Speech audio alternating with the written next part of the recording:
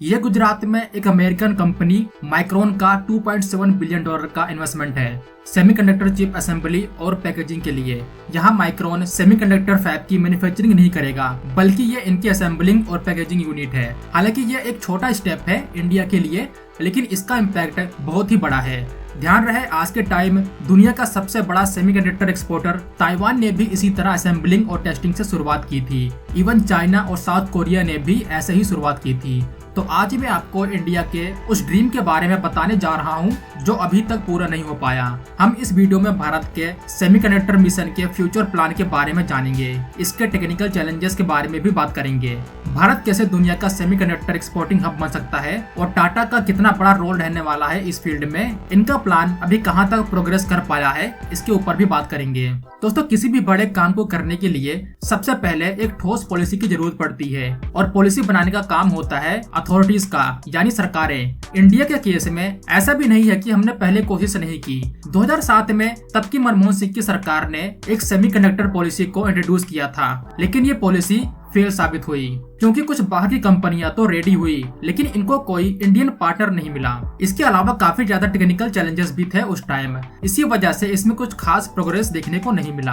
But आज के time semiconductor 21st century के लिए कच्चे तेल जितना इम्पोर्टेंट हो चुका है। जिस तरह से 20वीं सदी में ऑयल की सप्लाई चेन पे जिसका कंट्रोल था वो देश सुपर पावर बना, उसी तरह 21वीं सदी में जिसके पास सेमीकंडक्टर के सप्लाई चेन का कंट्रोल होगा वो सुपर पावर बन के सामने आएगा। आज के टाइम दुनिया को डर इसी बात का है कि ये कंट्रोल चाइना के हाथों में ना आ जाए, क्योंकि भले ही चाइना की लोकल इंडस्ट्रीज अभी उतना ग्रो नहीं कर पाई हैं, लेकिन ताइवान दुनिया के 60% सेमीकंडक्टर चिप की सप्लाई करता है और ये सबको पता है। ताइवान को चाइना अपना ही एक प्रोविंस मानता है। ये डर बना रहता है कि चाइना कभी भी ताइवान को अटैक करके उसको अपना एक पार्ट बना सकता है। इससे सारा कंट्रोल चाइना के हाथों में चला जाएगा। अब उस टाइम कैसा सिनारियो होगा उसकी एक झलक हम देख चुके हैं जब दुनिया में सेमीकंडक्टर चिप्स की शॉर्टेज हुई थी। इससे पता चला कि दुनिया आज के टाइम कितनी ज्यादा निर्भर है ताइवान के ऊपर। सेमीकंडक्टर चिप की डिमांड फ्यूचर में और ज्यादा बढ़ने वाली है, क्योंकि आज के टाइम कोई भी इलेक्ट्रॉनिक्स डिवाइस हो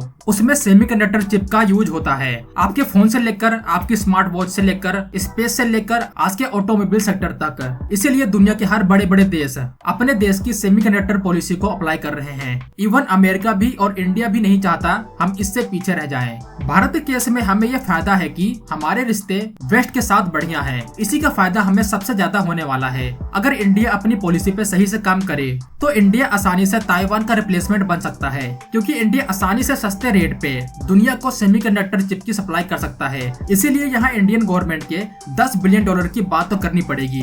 ये पैसा PLI स्कीम के अंडर उनको दिया जाएगा जो इंडिया में सेमीकंडक्टर के फील्ड में इन्वेस्टमेंट करेंगे। इसमें सबसे बड़ी कामयाबी तब मिली जब वेदांता और ताइवान की फॉक्सकॉन ने $20 बिलियन के इन्वेस्टमेंट का ऐलान किया था। हालांकि इसमें एक बड़े फेलियर का सामना करना पड़ा।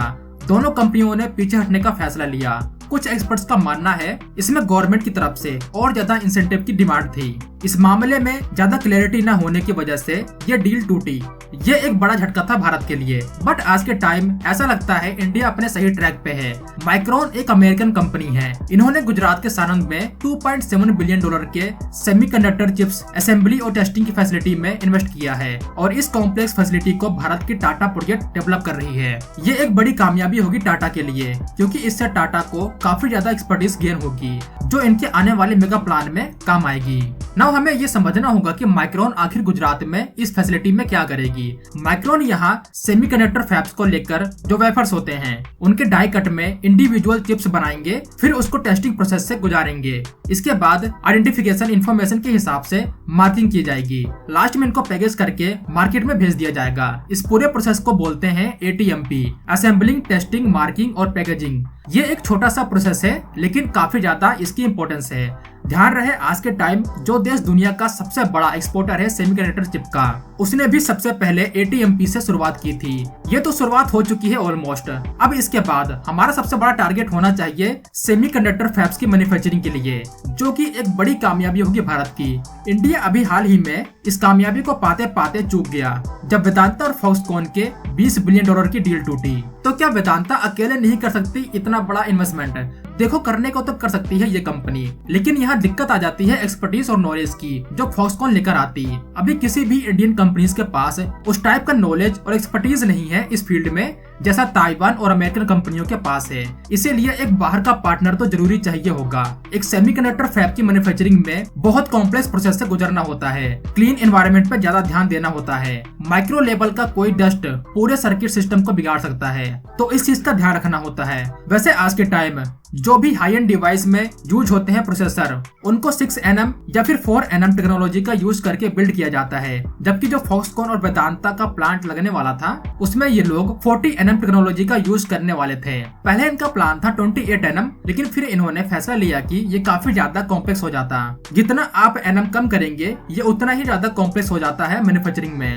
nm का यहाँ मतलब है नैनोमीटर। अब यहाँ इसके फायदे भी होते हैं, जैसे जितने कम nm के प्रोसेसर होंगे वो उतना ही पावरफुल होंगे। इसके अलावा इनमें कम एनर्जी की रिक्वायरमेंट होगी, हीटिंग की समस्या भी कम हो जाएगी। और ऐसे सेमीकंडक्टर फैब को बिल्ड करने के लिए हमें हाई स्किल की जरूरत होगी, जो कि अभी हमारे पास नहीं है। हमारे पास लोग हैं लेकिन वो स्किल्ड नहीं है। अभी हमारे पास जो भी स्किल्ड लोग हैं वो मोस्टली बाहर के देशों में काम करते हैं, क्योंकि इस फील्ड में इंडिया में जॉब्स ना के बराबर है। हम यहाँ उनको अच्छे ऑफर देकर इंडिया में ला सकते हैं। इवन ताइवान ने भी यही किया था। जो इंजीनियर बाहर चले गए थे उनको वापस बुलाने के लिए अच्छे ऑफर दिए गए और वो अपने देश वापस भी आए। यही काम हम इंडिया में भी कर सकते हैं। ये सब डिपेंड करता है सरकार की पॉलिसी के ऊपर। जानकारों का मानना है अगर हमारी पॉलिसी अच्छे से लागू हुई तो इंडिया को कम से कम 10 से 20 साल का टाइम लगेगा साउथ कोरिया और ताइवान के लेवल तक आने में। ताइवान और साउथ कोरिया ने भी इस फील्ड में बहुत पहले इन्वेस्ट करना शुरू कर दिया था। आज यही दो देश हैं जो दुनिया में सबसे एडवांस सेमीकंडक्टर चिप्स की मैन्युफैक्चरिंग करते हैं। इनको यहाँ तक पहुँचने में 10 से 20 साल का टाइम लग गया। इवन चाइना जैसा देश भी इसमें कुछ खास कामयाबी हासिल नहीं कर पाया है। इससे आपको पता चल गया होगा कि ये कितना कॉम्प्लेक्स प्रोसेस है। चाइना के पास एडवांटेज इस बात का है कि इनके पास रॉ मटेरियल की कमी नहीं है और इससे रिलेटेड सपोर्टिंग बिजनेस भी चाइना में मिल जाएंगे। प्लस चाइना के पास स्किल्ड लोग भी हैं। माइक्रोन का प्रोजेक्ट इंडिया के लिए एक पहली सीढ़ी है उस मंजिल तक पहुंचने के लिए जो अभी काफी ज्यादा ऊंचाई पे है। ये भारत का चंद्रयान 3 है। मुझे पूरा यकीन है इसके बारे में पूरा इंडिया जानता है, लेकिन शायद ही बहुत कम लोगों को पता होगा कि इसमें भी सेमीकंडक्टर चिप का यूज किया गया है। और इसमें जो चिप का यूज किया गया है उसको एक इंडियन कंपनी ने मैन्युफैक्चर किया है, जिसका नाम है SCL सेमीकंडक्टर लैबोरेटरी मोहाली। यह स्टेट ओन कंपनी है जो इसरो के लिए चिप्स का निर्माण करती है और इंडिया की इकलौती कंपनी है जो सेमीकंडक्टर चिप का निर्माण करती है। लेकिन इनके बनाए हुए चिप सिर्फ स्पेस में ही यूज किए जा सकते हैं। SCL ने जो चिप बनाई थी इसरो के लिए वो 180nm की है, जिसका आज के मॉडर्न टेक में कोई यूज नहीं है। अगर टाइम के साथ SCL को मॉडर्नाइज किया जाता, फंडिंग की जाती, तो ये शायद इंडिया की काफी ज्यादा जरूरतें पूरी कर सकती थी। और ये काम तो अभी भी किया जा सकता है, बट गवर्नमेंट का सपोर्ट और फोकस होना चाहिए इस पे। इसके अलावा इंडियन प्राइवेट कंपनियां भी अब अपनी एक्टिविटीज तेज कर चुकी हैं। वेदांता फॉक्सकॉन के जाने के बाद भारत की सबसे भरोसेमंद कंपनी टाटा इस फील्ड में आने वाली है। आप ये न्यूज काफी लंबे समय से सुन रहे होंगे कि टाटा इस फील्ड में आने वाली है, लेकिन जैसा कि मैंने कहा ये इतना आसान नहीं है। टाटा ने अभी कहा है ये अगले 3 से 6 मंथ के अंडर गवर्नमेंट को एक प्रपोजल सबमिट करने वाले हैं सब्सिडी के लिए। ये वही सब्सिडी है जो इंडियन गवर्नमेंट ने $10 बिलियन का अनाउंसमेंट किया था। अगर इतने कॉम्प्लेक्स टेक की मैन्युफैक्चरिंग टाटा जैसी बड़ी कंपनियां करती हैं, तो ये एक बड़ी बात होगी इंडिया के लिए। फिर यहाँ क्वालकॉम ने भी कहा है कि ये लोग आउटसोर्स करेंगे चिप मैन्युफैक्चरिंग को इंडिया में अपकमिंग 5G 6G को देखते हुए। लेकिन मेरे ख्याल से टाटा के बाद किसी और कंपनी पे सबसे ज्यादा निगाहें होंगी तो वो होने वाली है L&T पे। L&T का आपने नाम सुना होगा जो कंस्ट्रक्शन के फील्ड में लीडर है इंडिया में, लेकिन इनके और भी बिजनेस है इसके अलावा। अब L&T एक सब्सिडरी कंपनी ओपन करने वाली है अपने फैबलेस सेमीकंडक्टर चिप की डिजाइन के लिए। अब हमें ये समझना होगा कि ये फैबलेस चिप डिजाइन क्या है। एक तो होता है सेमीकंडक्टर फैब की मैन्युफैक्चरिंग करना, जो बिल्कुल रॉ मटेरियल से बनाया जाता है। इनके वेफर्स रेडी किए जाते हैं, जो काम ताइवान की TSMC करती है और यही काम टाटा भी करने जा रही है। बट एक और काम होता है, वो है चिप की डिजाइनिंग। यहाँ पे माइक्रो प्रोसेसर और ग्राफिक प्रोसेसर GPU की डिजाइनिंग होती है। यहाँ पे भी हाई लेवल नॉलेज की रिक्वायरमेंट होती है। यह भी एक कॉम्प्लेक्स प्रोसेस है। यही फाइनल प्रोसेसर हमारे कंप्यूटर, PC, टैबलेट और स्मार्टफोन में यूज किए जाते हैं, जैसे कॉलकम और AMD। ये लोग प्रोसेसर डिजाइन करते हैं स्मार्टफोन के लिए, टैबलेट के लिए, PC के लिए। अगर आपके पास एक एंड्रॉइड फोन है तो 90% चांस है उसमें कॉलकम के प्रोसेसर लगे होंगे। इसके अलावा AMD और इंटेल जैसे कंपनियां हैं, ये भी फैबलेस डिजाइनर कंपनियां हैं और इसी फील्ड में L&T आने वाली है। और कुछ साल बाद शायद आपको ये सुनने में मिले कि आपके लैपटॉप स्मार्टफोन में L&T का इतने जनरेशन का प्रोसेसर लगा हुआ है।